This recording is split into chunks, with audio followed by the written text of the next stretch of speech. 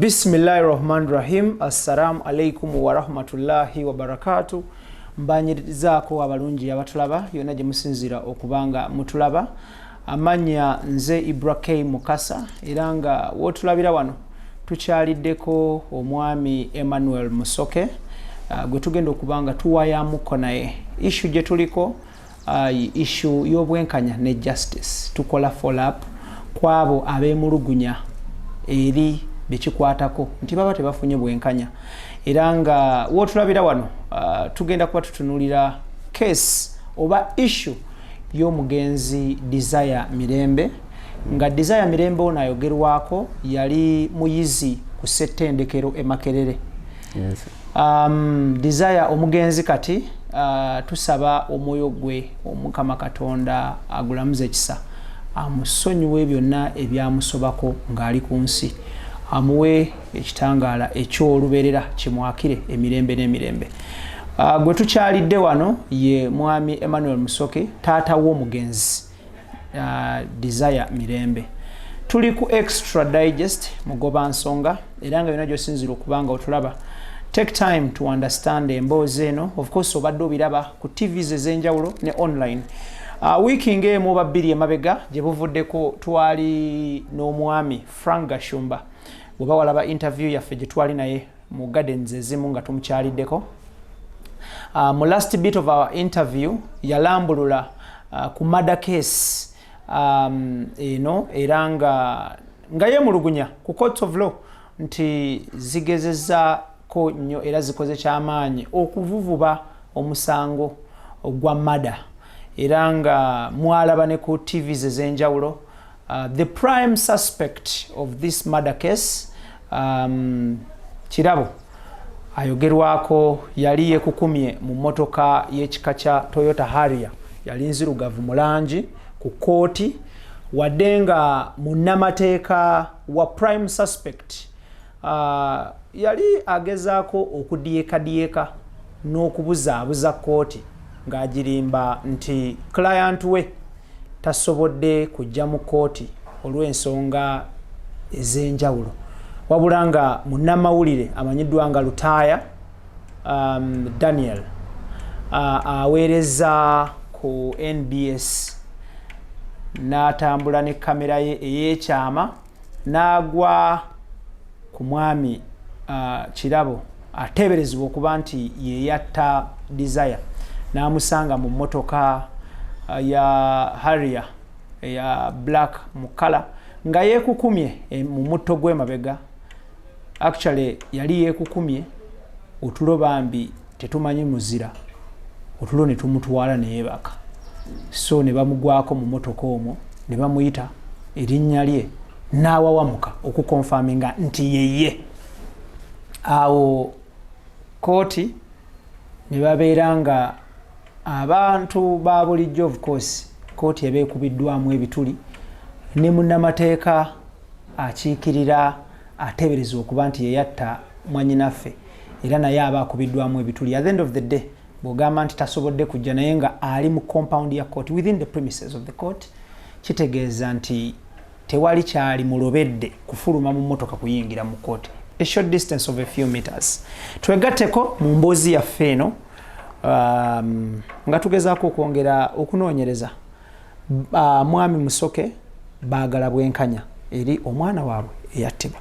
Nkwanirizaako nsaba obuuze ku balungi abatulaba. Abalungi abatulaba nammwe mwenna abatuwuliriza, amannya n'eddoboozi nze Emmanuel Musoke nga ntuula ku mutala Kalungu Masaka era ne ku mutala gwe Makindye wano mu Kampala.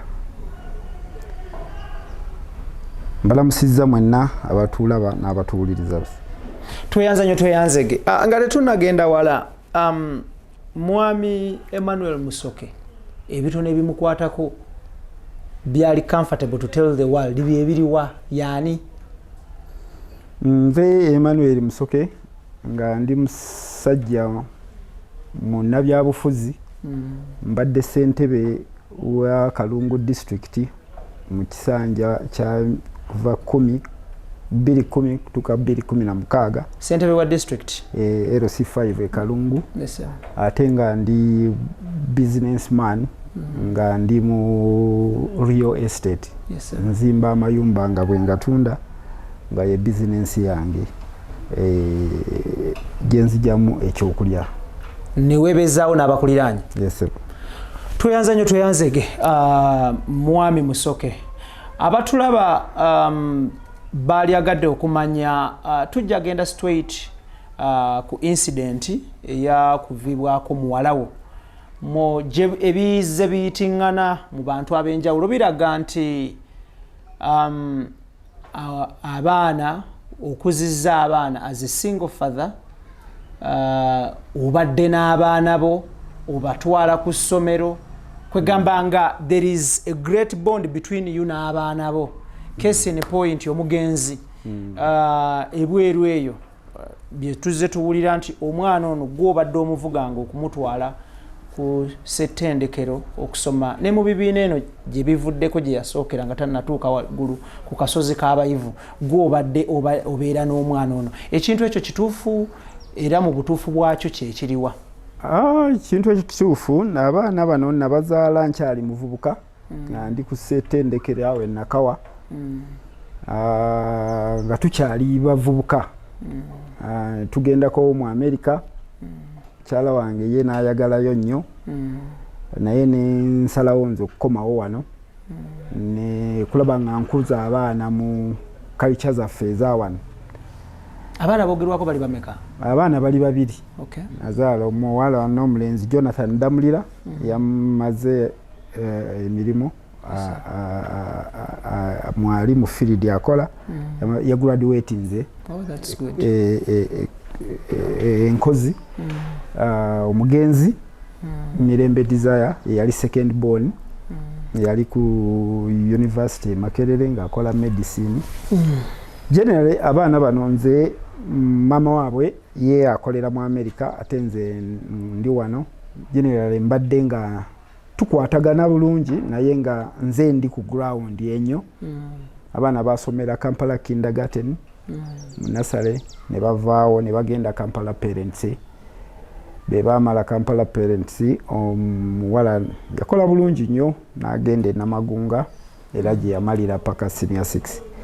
Naye ng'obulamu bwonna bubadde bwetooloolera ku baana abo era bavubuka bannange bonna ebiseera ebyo kwali kugenda Japan kukuba kyeyo nkitegeera kusuubula naye nga nasalawo nga nti no nze sigenda kutwala abaana bange mu kisulo.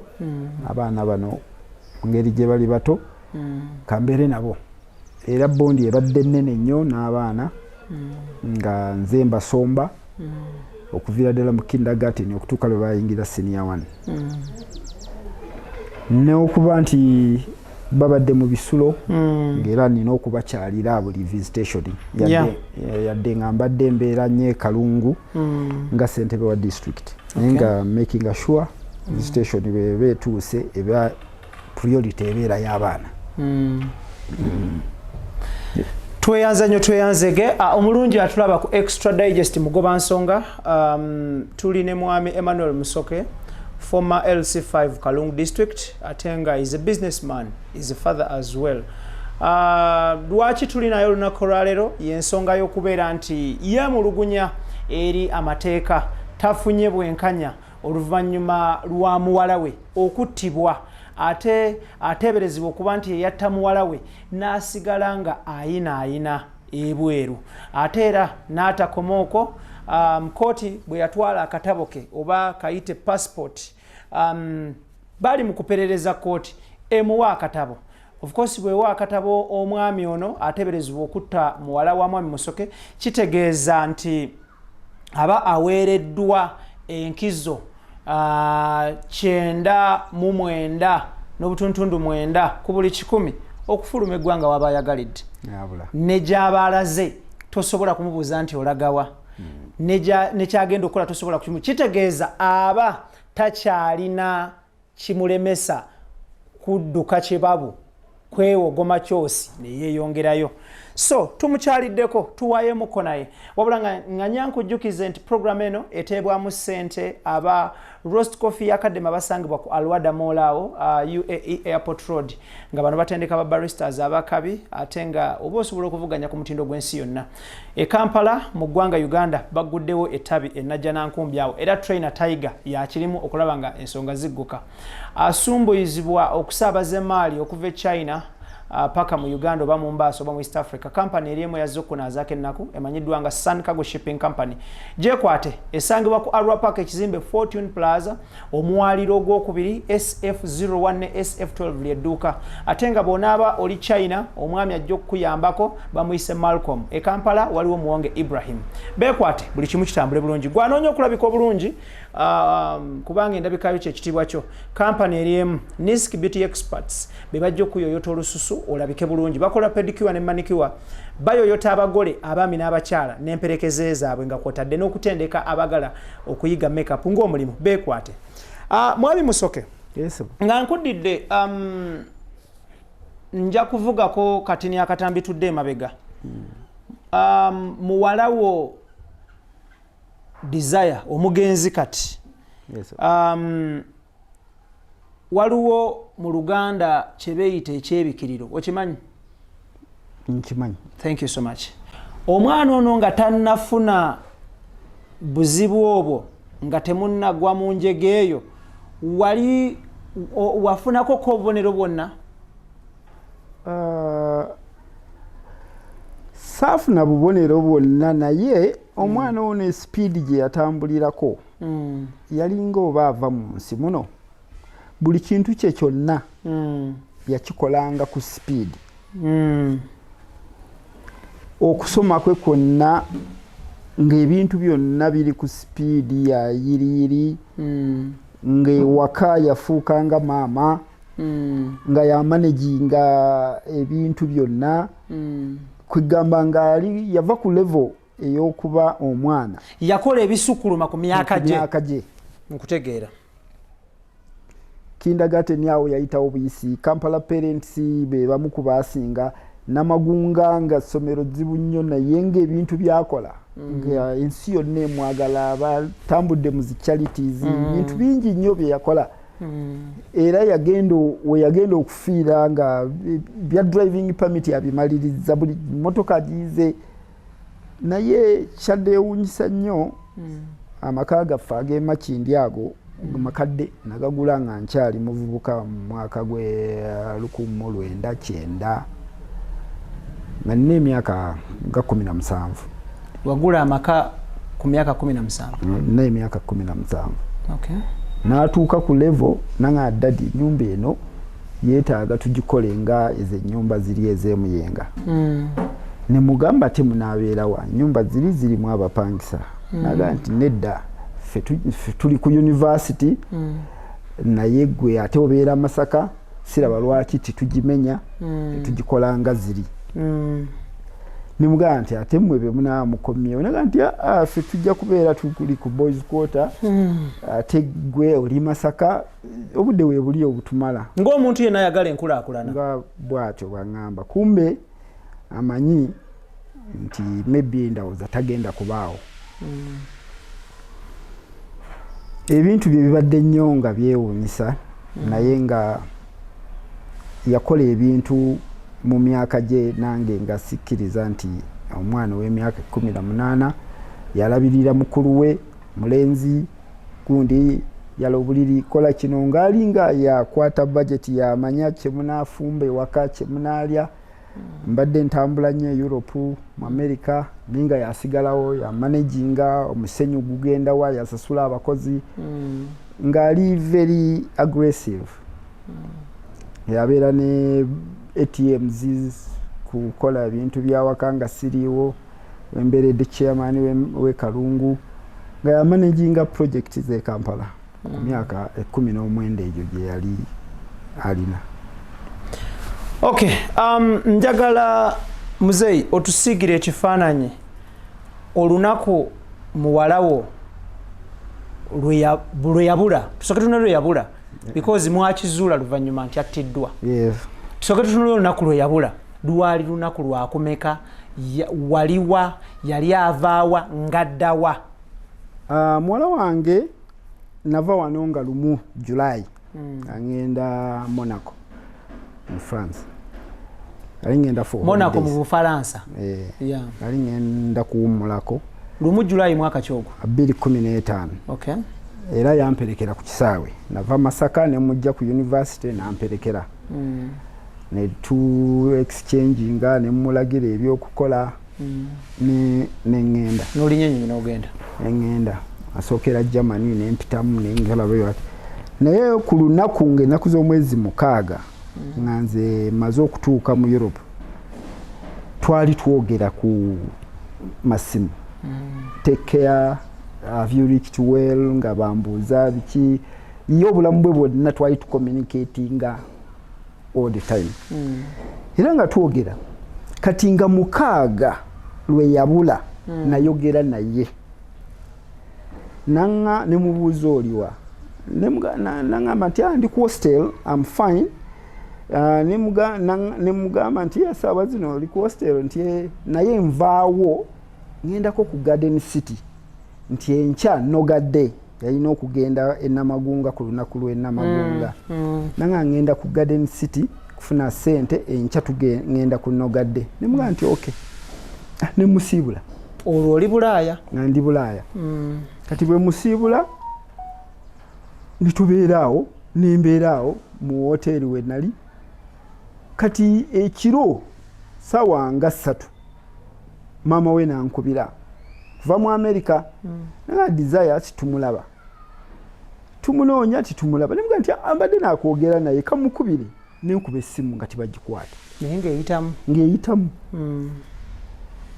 Nitwebuuza kati mama we nadamu nankubira nga nti naye ampeereza message nti nno ali Jinja ne stranger naye ali worried. Ne mugamba nti desire agenda ku Garden City ku withdrawing a sente addeyo ku hostel enkya agenda namagunga tayinza kubeera Jinja. Nentandika okubeera suspicious nenkubira brother we ne Jonathan nga agamba nti sibadde waka ne nange kankole ki kamunoonyeeko. Olwo omwana ng'abuze. Kati omutemu ono mafyo ngulu amaze omutta sawa nga 3 ez'ekiro. Yamukubira essimu ng'ali ku hostel akamwesi. N'amugamba bino babiŋŋamba luvannyuma nti yamukubira essimu n'amuyita. Kati oba ndowooza mulange eri gye yali agenda mbu basisinkane ku Javas.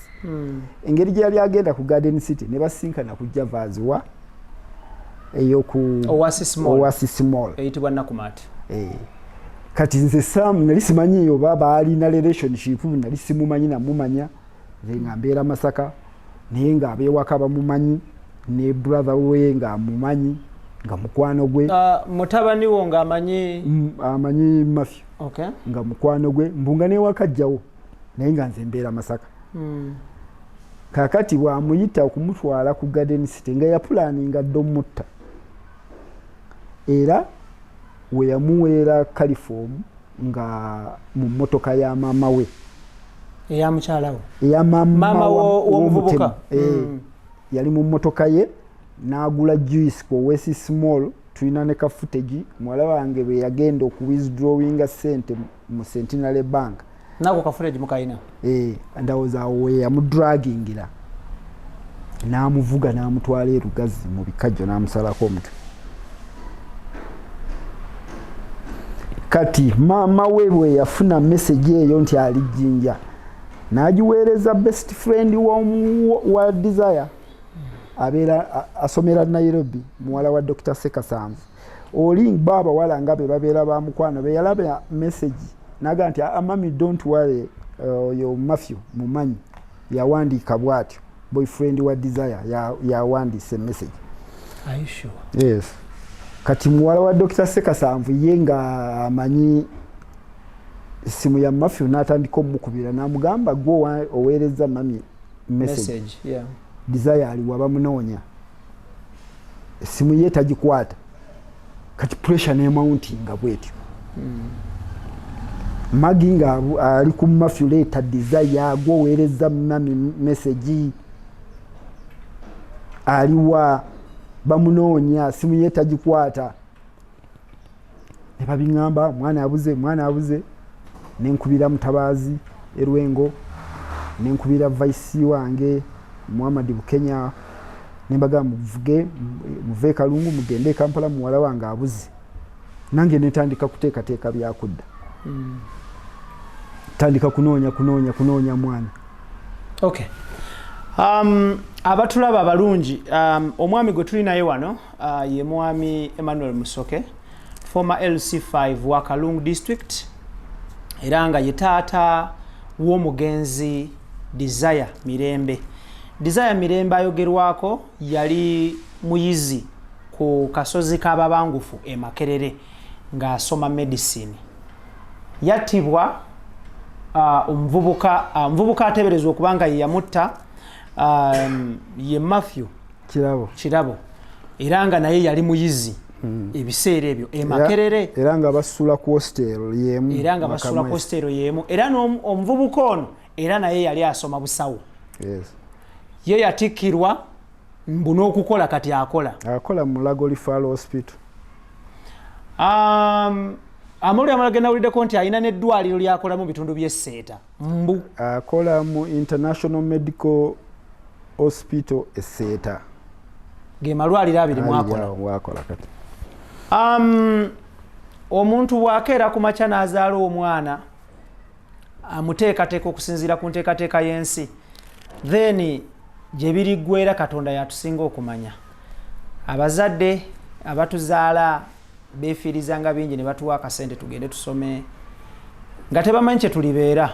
Bwe tuvaamu ne tufuuka abantu ab'omugaso olwo tuyamba ensi yaffe ne famire zaffe. Omuntu buli lwabeera ow'omugaso, omugaso gwe tegukoma ku nsi oba ku famire ye bati gwetooloola. So kiba kya nnaku nnyo okuviibwako omwana ku ddaala lyonna ne bw'obanga omwana omuzadde n'afa nga waakamuzaala weebuuza ebibuuzo n'ogamba oba yalibadde atya.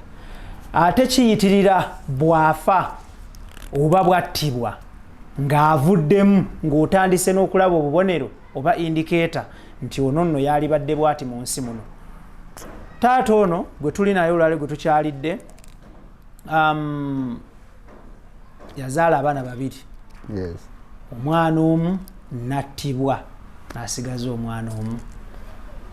Omwana oyo yattibwa yalibadde wa mugaso eri ensi yaffe Uganda ne mu community oba society mwe yali wangaalidde ng'amaze emisomo gye. Extra digest mugoba nsonga tutebwamu ssente aba Roast Coffee Academy bettanire bakutendeka obere barista anaavuganya ku mutindo gw'ensi yonna.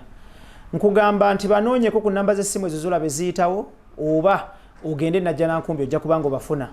Gwali e UAE genda ku Alwada Mall ku Airport Road buuza nti noonya Roast Coffee Academy oba Trainer Tiger tosukkawo okwewala abafere.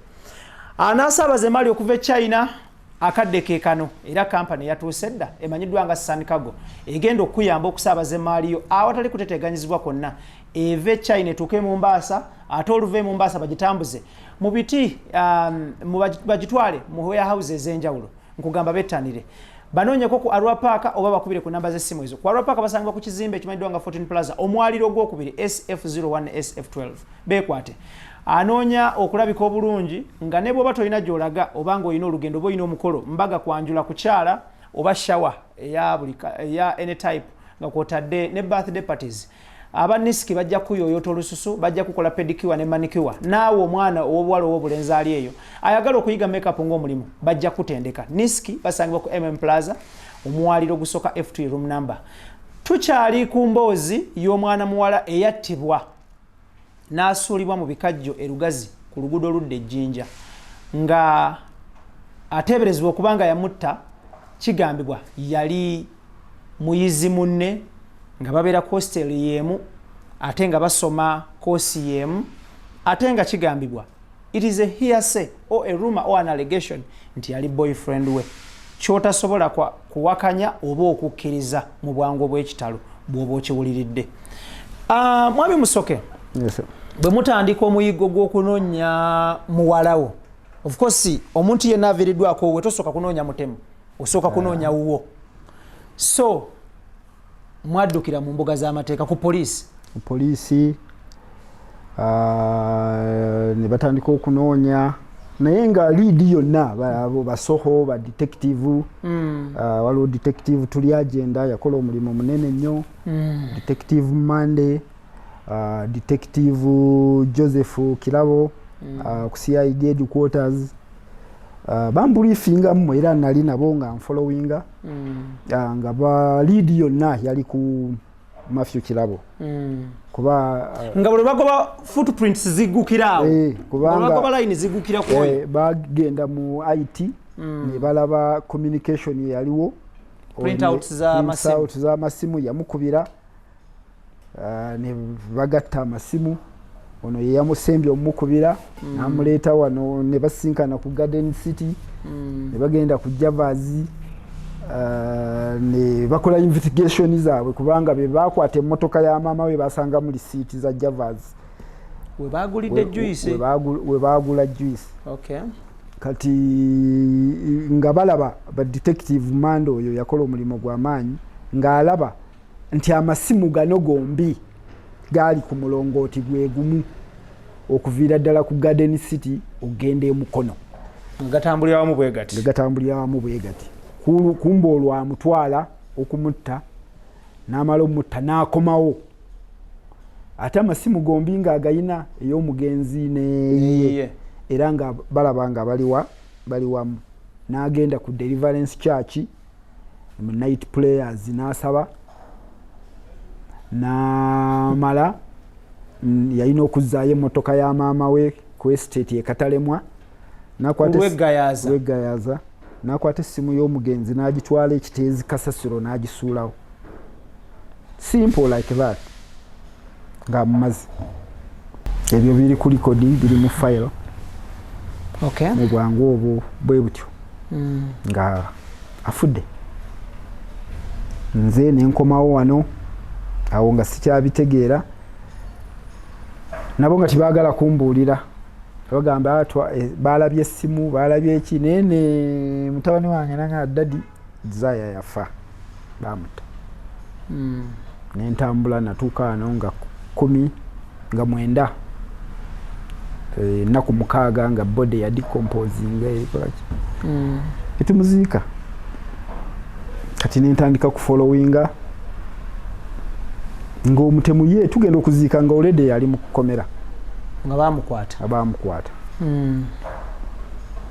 era kigambibwa kuva kusinziira ku file nti ya confessinga n'ababuulira engeri gye yamuttamu era bamujja mu kkomera n'abatwala we yali yasuula omulambo ne bagusangayo olwo nga baagujjayo.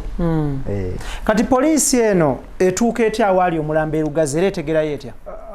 Mbu waliwo omwana eyalaba engatto n'alonda akagatto kamu agenda okugoberera n'asanga omulambo naye nga ye yabatwalayo during investigation nga ba detective be bakola n'abalaga we yateeka omuntu nga era we bamujja.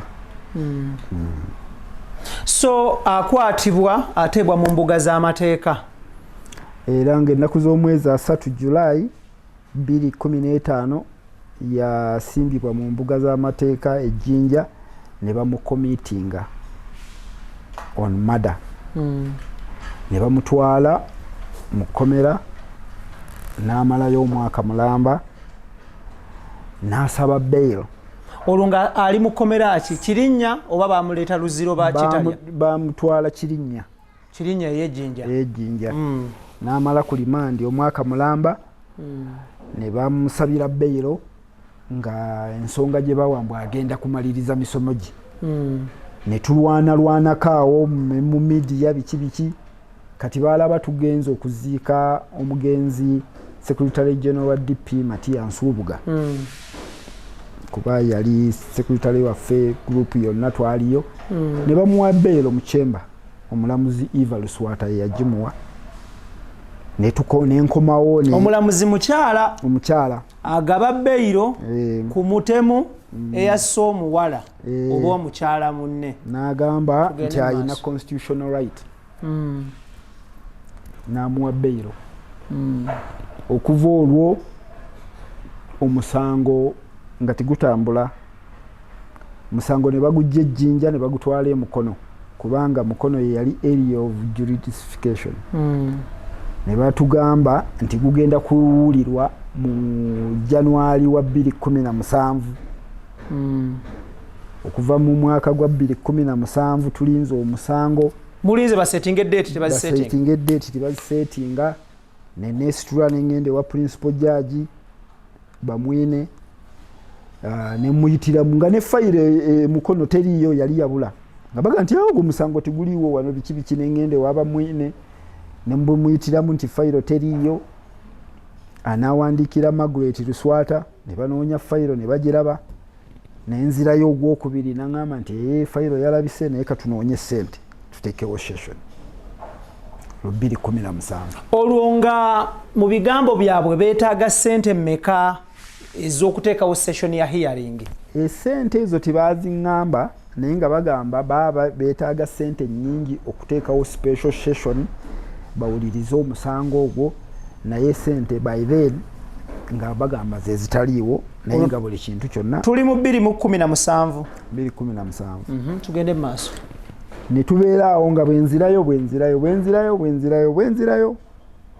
awo covid we yayingiriramu awo tuvudde mu 2017 paka 2019 awo wonna tewali kivuddeyo omutema ayina nga tewali kivaayo tuba tuli awo mu 2020 covid najja mu gwokusatu awo nange nempozingamu neŋŋamba nti kubanga ensi baali bagigadde ensi eggaddiddwa ngenda okuwulira jjuuzi byo lyabalamu ofisi ya DPP ng'enkubira kasimu kaali kajo nti owaaye waliwo ka application yakagenda mu maaso wano ku fayiro ya muwalawo naye oba onoosobola okubaawo oba oli Masaka olwo ng'essimu baagikuba ddi ku 2021 juuzi wano gy'olyabalamu ennaku nga nnya emabega nga baŋŋamba nti nga nkubira Franka ne mugamba nti omanyi ekiguddewo nti omutemu asaba passport yasooka kusaba waliwo yakubagulizaako mu ndeeri 10 terikyawoomu ne baga nti omutemu ali mu kusaba passport nga tukwatagana ne Franka nga tumobilizinga bantu nga twambala t-shirt zaffe nga tulumba Mukono ku kooti olwo Franka awandiise ka article ke yakasaturatinga ku social media mbandi eyo nga mukyala Nakalema nkubira ngamba nti kyannaku nnyo kino kyendabye kino tikisoboka kugamba boti kankubire principal judge kankubire ki akantu kagenda viral ng'alaga nti nno omusango guluddewo emisango emirala giwuliddwa egy'abakanyamunyu egy'abasebuufu egyani gyonna gyawulirwa before netugamba nti nedda kino it's an impunity of the highest orders tujja kukkiriza twambala netulumba Mukono ne abantu ne batuyambako mwami wa NBS naye najja ni tugenda mu kooti naye omulamuzi yalina okuguwulira ndowooza bwe yawulira nga bitabusi tiyalabikako yeetegula ekibabu na Fande Nakalema nanga nti n'omulamuzi tajja kubaayo nze nkubyeyo amasimu tulina kuwulira main session ekyo ekintu kye bakola kya bujoozi naye yeetonda nange mbadde simanyi naye katugoberere kati olwo omulimu ne gulabika nga gutambula era twagenze mu ofisi ye n'atutwala ewa principal judge ne principal judge ne yeetonda naga mupya ye gwe wasisinkana yali ani former eyawummula so ono ali mu office mupya okay nangamba kyannaku okulaba nti omusango ogwa leve eyo gutambula bwe gutyo naye naye nampa obweyamo nti agenda nsonga zikwatako alabe nti omwezi ogujja tufuna session musango oguwulirwe. Omwezi ogujja mutunuulidde June, July. Yes. Teba setting dates. They will just communicate. Communicate. Tulabe ng'omusango oguwulirwe. Okay. Extra Digest mugoba nsonga. Issue gye tuliko ya justice mu Luganda kyoyinza okuyita obwenkanya. Taata waffe omulungi omwami Emmanuel Musoke anoonya bwenkanya, is seeking for justice. Muwala we yattibwa. Muwala we waliwo kuno okutta ne munoonya omutemu n'abula oba ateeberezebwa okuba omutemu n'abula. Agamba temugabaddewo nnyo. Omuntu nakeera ku makya ne bagamba nti abamusanze awo bamusse. Ne basaakinga ne banoonya footprints ne bibula. Kyanjawulo nnyo. Era ne bw'oba okaaba mu ngeri ya njawulo. Then bwe bukeera ku makya omuntu wo nattibwa. Omuntu wo bwattibwa n'ateeberezebwa okuba omutemu nga mumumanyi. N'akwatibwa era n'amala n'ateebwa. Ekyo nakyo kyanjawulo. So ye issue gye tuliko wano olwaleero tutunuulira afune justice at the end of the day. Ekikolwa kutta kibi okuviira ddala mu bitabo ebyawandiikibwa ku Ruhani ne Bible kivumirirwa ate kirondoola. Njagala mwami Musoke tutunuulire. You a politician or subscribing at which party? The Democratic Party. DP, sir. Thank you. Omuntu asobola okubeera eyo n'agamba nti oba muwala we yattibwa mu kavuyo ka byabufuzi nga waliwo bannabyabufuzi banno abaali bakulinnya akagere nga gwe bayinza obutakusobola ne baga nti okulumya mwami Musoke katujjewo muwala we. Ekyo yinza kyogerako ki? Siyinza kuwaayiriza munnabyabufuzi yenna ku nsonga eyo. Omuwala wange yattibwa boyfriend we. Si stranger, si gun. N'omutemu ankubira amasimu, yankubira amasimu juzi n'enfeesi. Tekisoboka. Akuba, yankubira. Nanga nja kubuuzaako. Tekisoboka. Yankubira essimu nanjirina ne musimu yange. Omutemu yatta muwalawo. Ne bantwala ne mu ddwaliro. Nali mu ggala. Matthew Kirabo. Yakukubira essimu. Ne mugaa sisobola. Essimu eno bwevuga wamanya otya nti yeye? Essimu yavuga nga simumanyi nanga muzeeyi. I know byoyitamu nange byempitamu. Naye saasobola kubeerawo ngabo naawe bw'obimanyi. Naye nange ndi awo sibitegeera naye nja kulaba ne mugaa tikisoboka. Muntu mulala ye yakuba essimu nga yeerimbise mu linnya ly'omwana oyo oba omwana oyo mwennyini? Omwana oyo yennyini. Takutta. Byonna bisoboka kuba ne omwana wange yayita muyiti. Omwana ono amaanyi agajjawa? Ani ali emabega wa musindika? Omwana alabika ali ivo. Manyi okubeera ivo. Toyinza kuyita mukwano gwo oba gw'oyita girlfriend wo gw'obadde naye ebbanga lyonna baali mu watooto eyo ng'omuvubuka akuba nnanga wane wa Galesikina ku KPC naye nga basabira mu Deliverance Church awo e Makerere nga bali close kusinziira ku byempulira. Gwe n'okwata mukwano gwo n'omuteeka mu mmotoka n'omuvuga n'omutuusa ejjinja nga tonnakyusa kirowoozo. Awo ne banga liba panvu nyeere. Abantu beekuba mu mitima, abantu basonyiwa, abantu baddiriza ku mmeeme. Tosobola kuvuga kilometers ezo zonna. Tosobola. Ali ivo. Alina ekizimu ekimulondoola. Oba kyava mu bajjajjaabe oba kyavaawa naye ye mutemu. Tuddeyo ku ssimu eno ekukubirwa. Yakweyanjulira nti nze gundi ne gundi. Yanneeyanjulira oluvannyuma. Ne mugato ddamu okuba ku simu yange essimu zino 2 za Council Medard Segona bw'oba olina kyoyagala okwogera nange kubakweze essimu genda okimugambe ajja kumbuulira. Yagendayo beyagamba Medadi n'amugoba. Bwe wamugamba nti genda olabe munnamateeka ali mu musango guno n'anoonya Honorable Medadi Lwegaseggona Council n'agenda n'amutuukirira. Yaŋŋamba omwana aliko ekikyamu era saamu entertaininze namugobye. Yoyo gwe bayita kirabo. Mu bigambo bwano nga kkubira essimu wasobola okubaka ku maloboozi ako gatereka gakozesa? Nali simumanyi. Nammanya luvannyuma nnyo nga yeeyanjula. Pressure ne zikkuba ne bakutwala mu ddwaliro. Ali evil.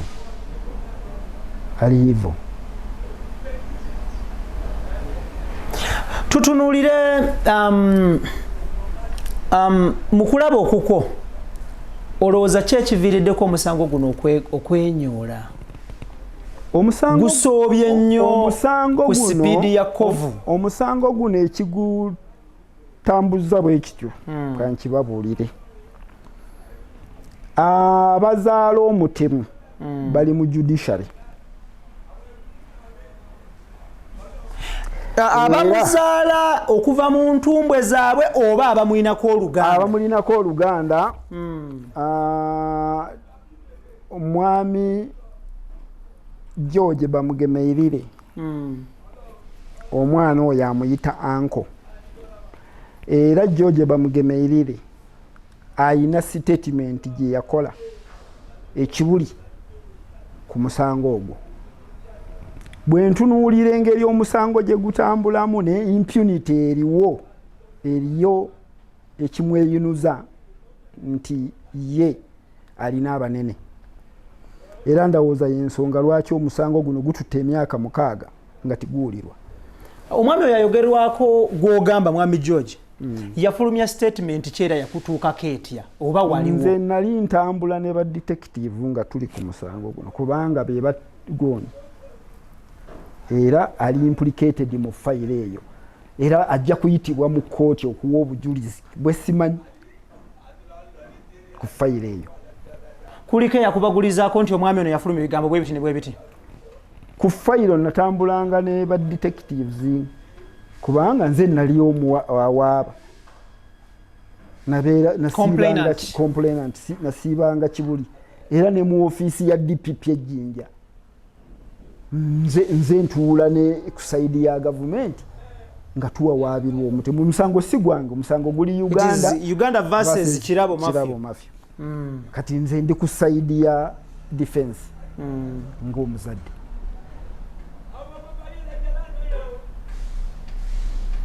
Era nsaba nti baba awaali mu kintu kino akiveemu tufune justice. Because you deserve justice. I just want justice. Mwana wange tagenda kukomawo oba Mafia bamusalira gwa kufa oba bamuta ne bagamba siye yamutta. Sigenda kuzza mwana wange. Naye njagala story eno eggwe. Okoye. Ngende nkola emirimu gyange gye nakolanga oba ngenze Bulaaya kumalayo myezi 3 sikyasobola kutambula.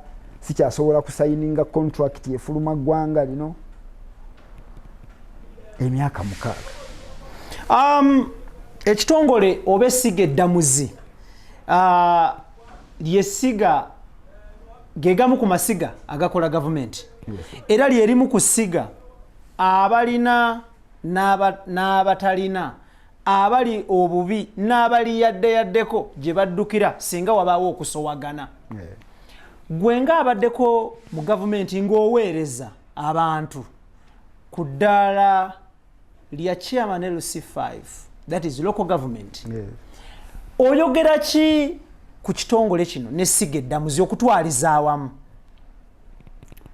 Omanyi ebintu ebitambula mu systems oba mu nkola.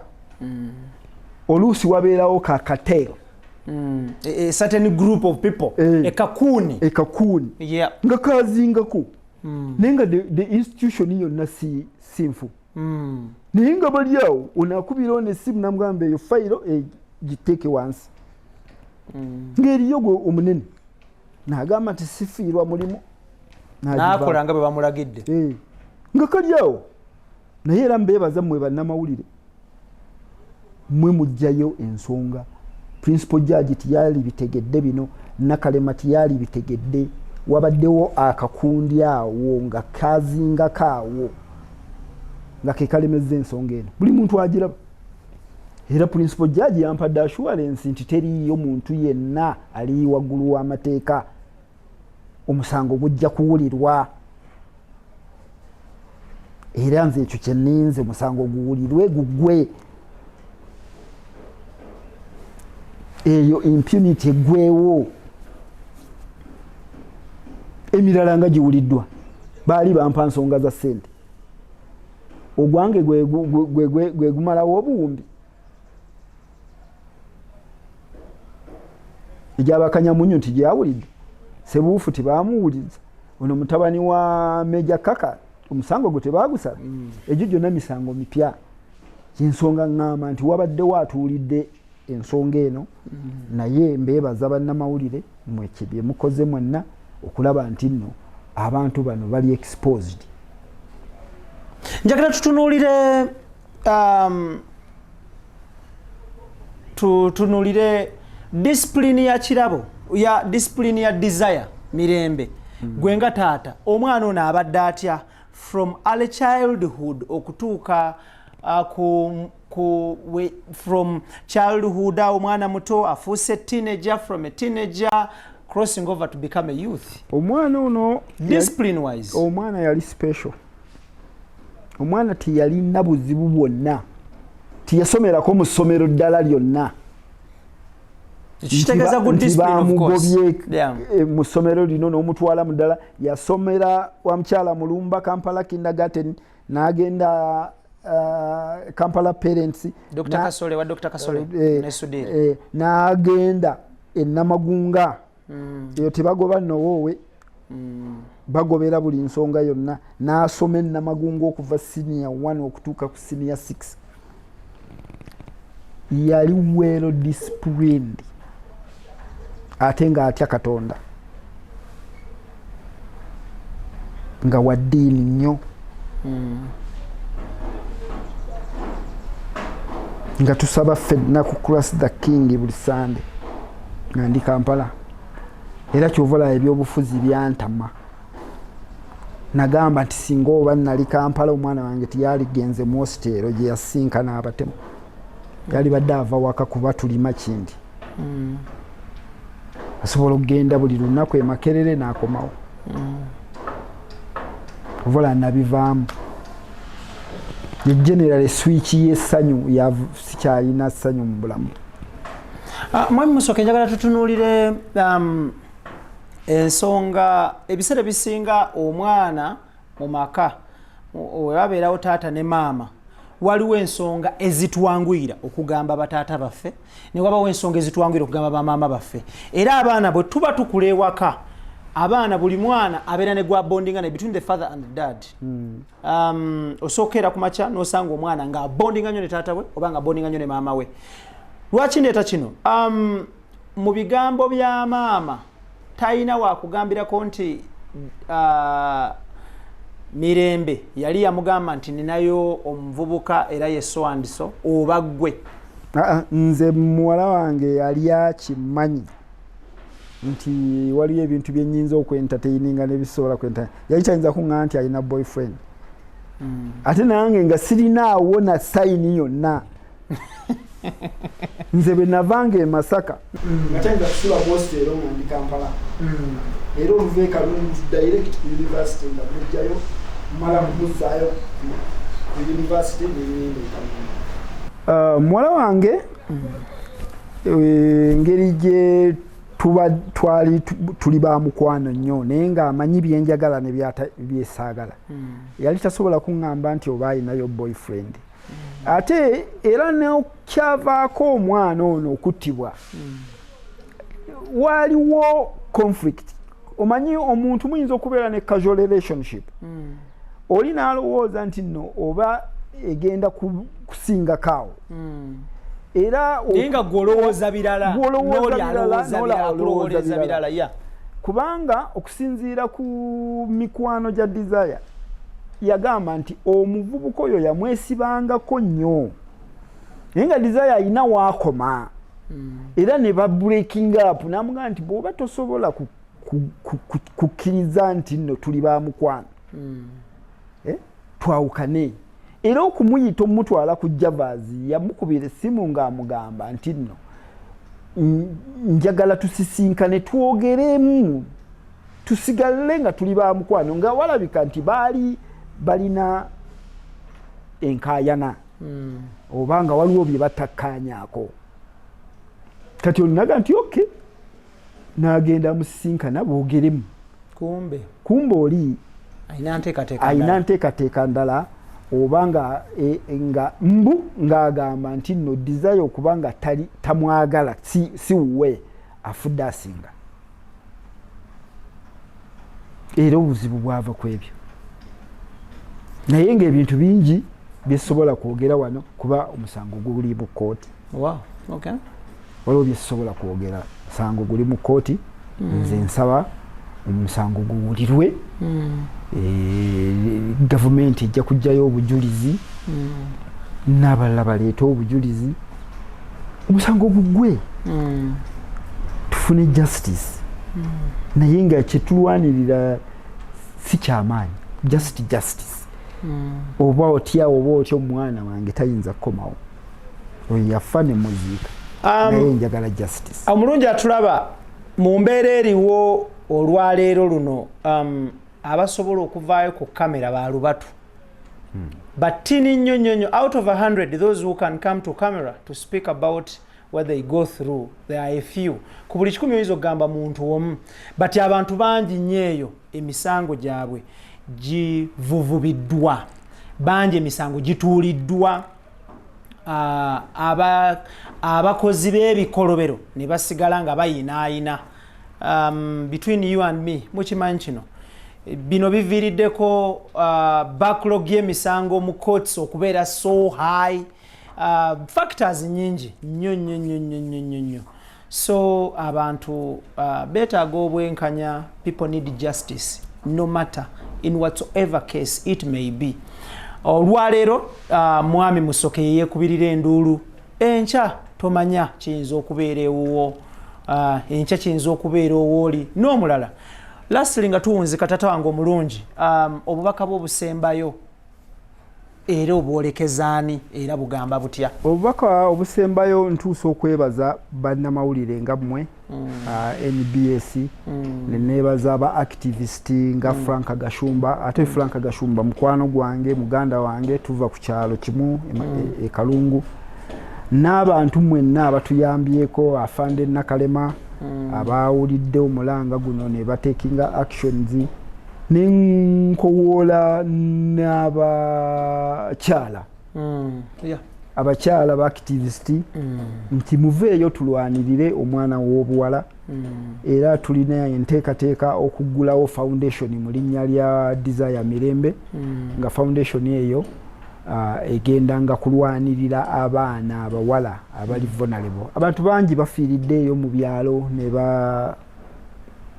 wabula ataakiriza wabula akyogerako ne wabula akolaki era institution zino mubeeramu impunities abantu bangi batuula ku misango gy'abantu negitawulirwa naye bemuvaayo nga bannamawulire ng'aba activist era nebaza Uganda Law Council baavuddeyo nga bavumirira ekikolwa ekyo ne bavaayo era balina enteekateeka ey'okuwaabira omutemu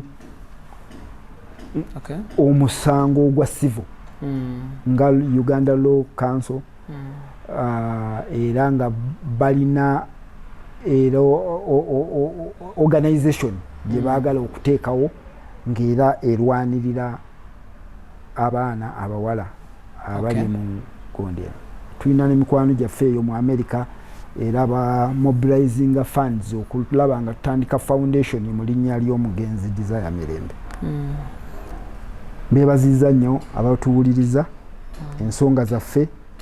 Tulina essuubi nti Chief Justice yatuwadde obweyamu nti agenda zikolako. Principal Judge agenda zikolako n'obwerufu.